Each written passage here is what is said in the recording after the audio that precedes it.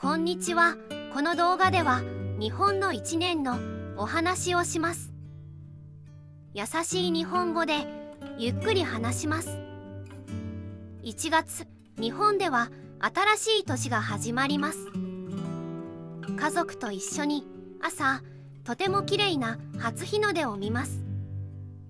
神社やお寺へ行って初詣をします。手を合わせてお願いをします。今年もいい一年になりますように。2月は一年で一番寒い月です。雪が降るところでは雪だるまを作ったり、雪遊びをしたりします。節分の日は豆をまきます。鬼は外、福は内と言います。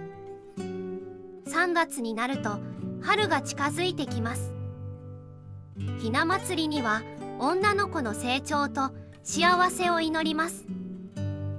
学校では卒業式があります。友達や先生とお別れをします。4月は春です。桜がきれいに咲きます。公園で家族や友達と花見をします。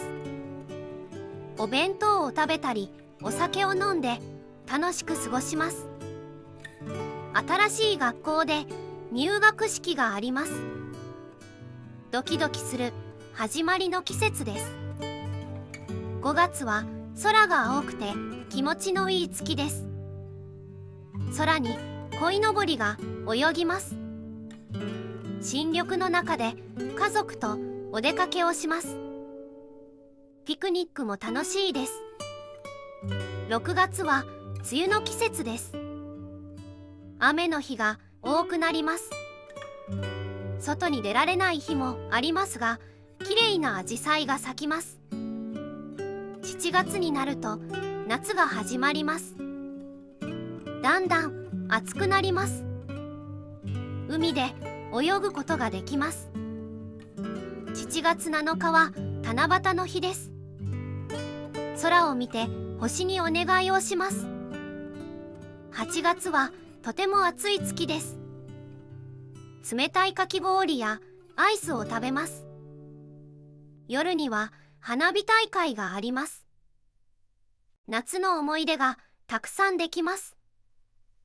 9月になると少しずつ涼しくなります。秋の気配を感じます。